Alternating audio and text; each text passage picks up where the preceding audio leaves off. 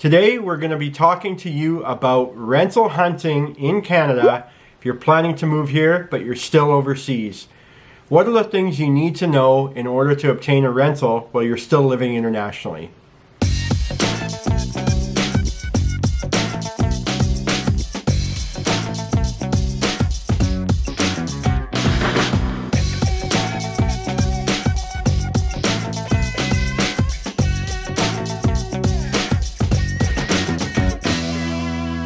อย่าลืมกด subscribe ให้พวกเราด้วยนะคะ Sadi Krap! Hello and welcome to Tishi Doko. Thanks again for all the support. We really hope the videos have been useful and helpful to you. Rentals in Canada.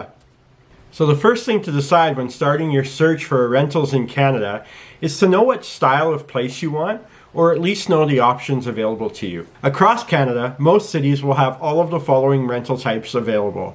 Whether it's an apartment unit in a rental building, a privately owned condo unit, or even a private house, townhouse, or row house. Each city in Canada will have different options, but generally these types of rentals will be available all across the country. You should also keep in mind the features you may want included in your rental, and also the location given the purpose you might be moving to Canada, whether it's for school or for work, and how far your commute may be depending on where you decide to rent. So in terms of features, some standard questions to ask yourself, which will probably impact the budget you might have in mind, is do you want furnished or unfurnished? Generally speaking, rentals in Canada don't come furnished. However, there are options, but they will increase the price. Know that moving into an unfurnished rental isn't that scary. There are a number of used or lower cost furniture providers across the country, even things like Facebook Marketplace. You'd always be able to find the basics of what you need for furniture.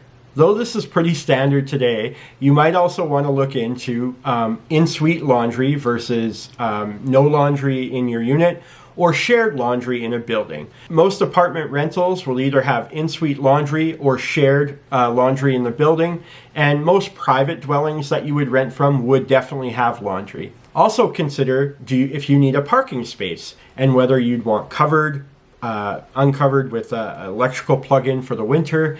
You know, if you are going to be driving, it's good to know if the unit, the rental, will have a parking space included. Most do, but some also have an additional charge to purchase a space. Or, if you're not going to drive, you might want to know or look into how close it is to bus routes, public transportation routes in the city you might be moving to. And finally, is it pet friendly? Can you have dogs, cats? Can you only have things like fish? Is this even important to you? Because some landlords and rental agreements won't allow pets, while other buildings are completely pet friendly. So a good thing to know is that when you are looking online, how close it may be to your educational institution or to bus routes and public transit, a lot of the listings will show, you know, a neighborhood or a general rough idea of where the unit is, or even have the exact address. And this would allow you to type in the address in any Maps app to look up the proximity to where you need to be and where you're going to be spending most of your time. The next thing to keep in mind is your monthly budget and how much you'd be willing to spend to move to Canada. This is going to be very different depending on the city you live. Cities like Vancouver and Toronto are going to be quite a bit more expensive than even where we live here in Saskatoon, or even another major city like Calgary. And just keep in mind that depending on the city you're moving to, there will be a range of prices, but like anywhere, some cities are more expensive than others. There are a few tips, regardless of where you're moving, that would help you save money if the options do work for you. One is shared living or living with roommates. A lot of students choose this option, even students who are from Canada, because it can help them save money. An important thing to know with roommates in Canada is it's not dormitory style unless you're specifically living in that type of dorm from a college institution. Roommates in Canada is simply sharing the total living space, but you would each have separate private bedrooms. You might share a bathroom, but you would definitely have your own private bedrooms, and the rest of the space would also be shared. Now, a lot of private landlords who rent out their own homes will do this, And it's a good way to save money if you're okay, living with roommates who you may not know, and everything is shared in terms of cost. The rental price per month, internet, utilities like power, water, heat, these types of things, these will all be shared by the roommates you're living with. Another option that generally helps you save money in Canada is basement suites. And as someone from a warm country, you might not be used to the idea of a basement, or, is it going to be cold? Is there going to be any light? And really, across Canada, most homes have a basement. And what a lot of people do is they'll rent out their basement as a separate suite with its own bedroom, kitchen, bathroom, all the things you'd need as a private rental, even a separate entrance. And a basement suite is a fully viable option that could help you save some money when choosing a rental. Just know that across Canada, it gets cold in winter, but there's nothing to worry about in a basement suite. Just like any rental, a landlord in a basement suite would have to ensure it's properly heated, and there's a window by law. This is a part of renting in Canada. So finally, with budget, as mentioned, it really depends on the city you're moving to. Across the country, the rental prices can range from, as low as $500 per month all the way up to pretty much however you want to spend. Really keep in mind what you're looking for, what's absolutely needed, and how much you can afford month to month when you're starting your search online. Right. Now that you have some of these details in mind, where do you even start looking for rentals in Canada? Well, there are many websites available just by Googling, rentals in Canada, but we'll name a couple here today. First is apartments.com, which started as a US site, but has now moved into Canada. So that would be one you could check out. And the other big one in Canada is rentals.ca. So these are two that it would enable you to type in your city, and you really could just search the listings available. Search by price range, search by the features included, all these types of things. Beyond this, there are a few marketplaces in Canada. One would be Facebook Marketplace, which operates in most of North America and other parts of the world. And in Canada, it's pretty common for private landlords especially to post on Facebook Marketplace. Further, another marketplace in North America and Canada is Kijiji.ca. And usually you just search Kijiji and the city name, and then you'll be able to search for rentals within there too. So again, just a reminder that some rentals will be available from a private landlord, someone who may own a couple properties for rent or even their own property, and they rent out their basement.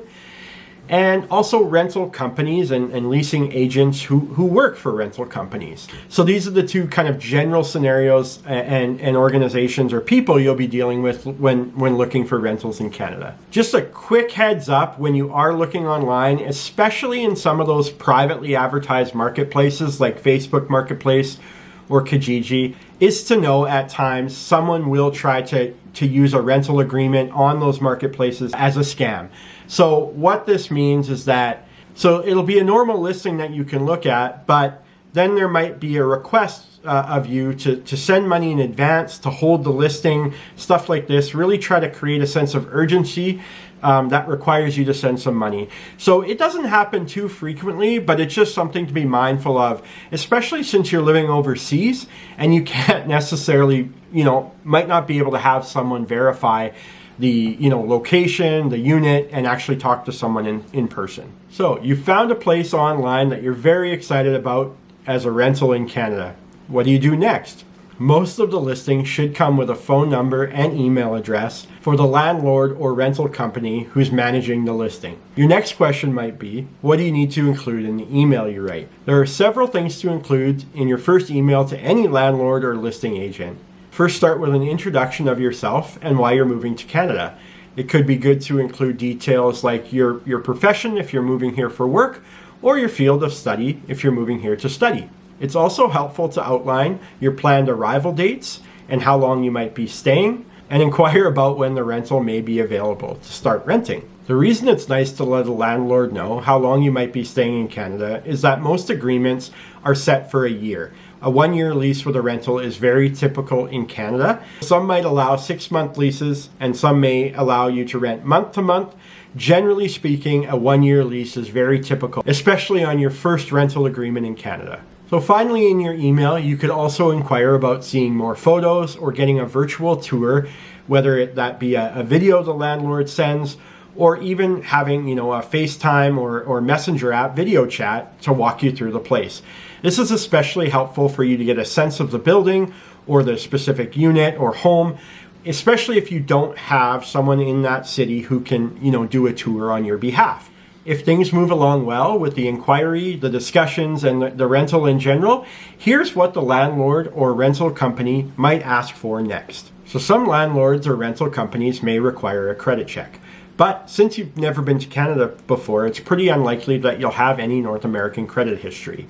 They may ask if you have any credit history that you can prove from your home country, or if you don't have any of that available, they might ask for proof of income when you're in Canada and or sufficient savings in a savings account from a Thai bank that you can show proof of those funds. Some listing agents or landlords may also ask you for references from previous places or landlords you've rented from. So if you live at home in Thailand and you've never rented anywhere before, not to worry. Just be honest and explain this to the landlord, and most of them will be pretty understanding. So not to worry if you don't have any previous rental references. Finally, some landlords or rental companies may ask for a police background check in your home country. So not only would you have to, actually go through and get the background check, but if your country doesn't offer English translation, you'll have to provide that as well. Or French if you're moving to Quebec. Hopefully this content was helpful for you today. And if you have any further questions, please feel free to leave us a comment. We'll get back to you and try our best to answer. Also, if you're having difficulties, writing an email or communicating with any landlords or agents in Canada, feel free to send us an email directly at thaidacanada@gmail.com, and we can chat about how we can help you further.